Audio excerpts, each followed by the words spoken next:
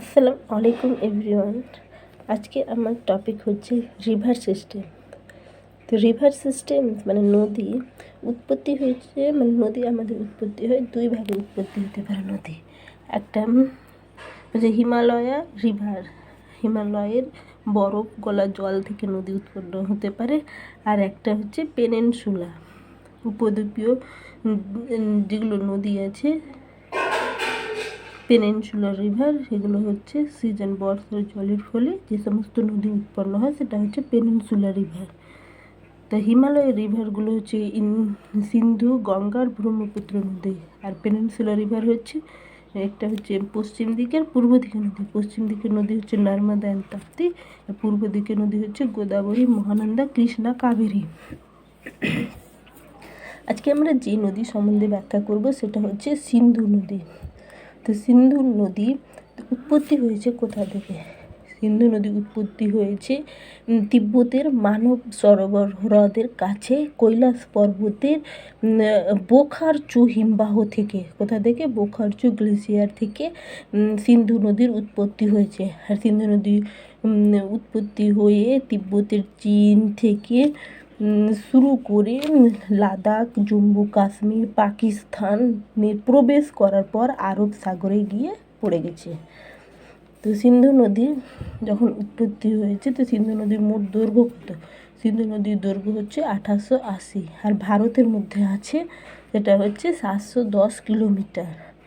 তো সিন্ধু নদীর ডান তীরে উপনদী, বাম তীরে উপনদী। যেগুলো বাম তীরে উপনদী হচ্ছে জাস্কর, সুরু, সোন, আর হচ্ছে ঝিলম, চেনাব, রাভি, বিয়াস অ্যান্ড শতদ্রু। আর ডান তীরে উপনদী হচ্ছে সিওক, সিওকের উপনদী লুব্রা, গিলগিটের উপনদী হুঞ্জা আর ঝিঘর। তারপরে সোয়াত, কুন্নার, কাবুল, টোসি, খুররাম, গোমাল আর জব। এরপরে কি আরব সাগরে মিশে গেছে। তো এই নদীগুলো, যেটা হচ্ছে সিওক নদী, এখানে যেটা বাম তীরে নদী ছিল, সিওক বলছি, তো মানে সিন্ধু নদীর ডান তীরে নদী ছিল সিওক। এই সিওক নদীর দৈর্ঘ্য হচ্ছে 550 কিলোমিটার, যেটা কারাকোরাম পর্বতের থেকে উৎপত্তি হয়েছে। কারাকোরাম পর্বতের রিমো হিমবাহ থেকে উৎপত্তি হয়ে জম্মু কাশ্মীরের উত্তরকে লাদাখের মধ্যে প্রবাহিত হয়েছে। আর এই লুব্রা নদীটা হচ্ছে সিওক নদীর উপনদী, সেখানে গিয়ে মিলিত হয়েছে। এটা লুব্রা নদীর লুব্রা হিমবাহ থেকে উৎপত্তি হয়েছে। লুব্রা নদীর পরে হচ্ছে সিগার নদী হিসপার ও হিমবাহ উৎপত্তি হয়েছে হিসপার হিমবাহ থেকে, আর মিলিত হয়েছে স্কারদুতের মিলিত হয়েছে। গিলগিট নদী হচ্ছে, এটা সিন্ধু নদীর ডান তীরের নদী হচ্ছে গিলগিট নদীর এখানে কুঞ্জি জনজাতি বাস করে। গিলগিট নদীতে কোন জনজাতি বাস করে? কুঞ্জি জনজাতি বাস করে। এখানকার উপনদী দুটো আছে, ঘিজার আর হুঞ্জ।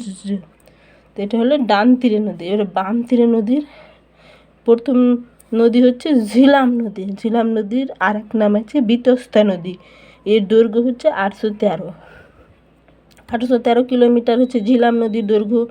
তো এটা কোথা থেকে উৎপত্তি হয়েছে? পীর পাঞ্জাল পর্বত থেকে উৎপত্তি হয়ে ভেরিনাগ ঝর্ণা থেকে থ্রিম্বু চেনাব নদীতে গিয়ে মিশেছে।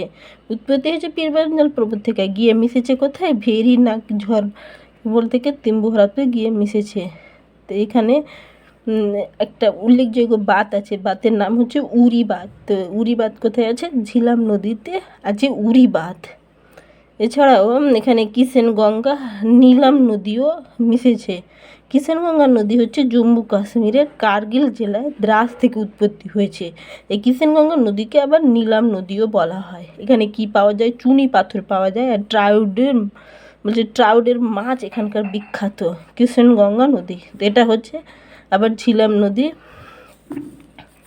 উপনদী হচ্ছে এটা কিষেনগঙ্গা নদীকে আর নীলাম নদীও বলা হয়।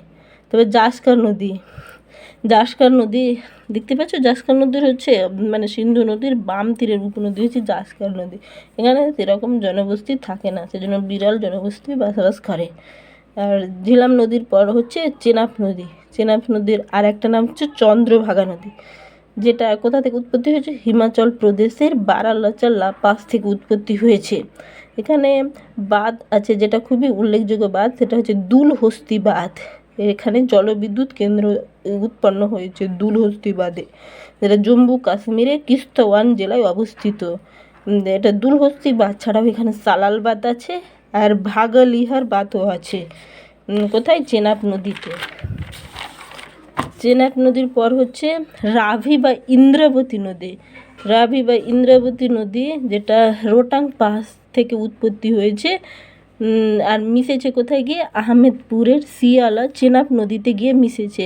এখানে একটা বাঁধ আছে, বাঁধটার নাম হচ্ছে রঞ্জিত সাগর বাঁধ বা মেইথ বাঁধ, যেখানে 60% জল জম্মু কাশ্মীরের লোকেরাই মানে ইউজ করে। রাভি নদীর বাঁধটার নাম হচ্ছে রঞ্জিত সাগর বাঁধ। তো বিয়াস বা বিপাশা নদী, এটা হচ্ছে হিমাচল প্রদেশের রোটাং পাস থেকে উৎপত্তি হয়েছে আর গিয়ে মিশেছে শতদ্রু নদীতে। এখানকার বাঁধের নাম হচ্ছে মহারানা প্রতাপ সাগর বাঁধ। আর এটা পং জলাধার নামেও পরিচিত, যেটা 1975-এ তৈরি হয়েছে। তারপর শতদ্রু নদী কৈলাস পর্বতমালার মানস সরোবর থেকে উৎপত্তি হয়েছে আর এখানকার বাঁধের নাম হচ্ছে ভাগরা নাঙ্গল বাঁধ, যেটা হিমাচল প্রদেশে বিলাসপুর থেকে উৎপত্তি। এটাই হচ্ছে সিন্ধু নদীর আর তার উপনদীর ব্যাখ্যা।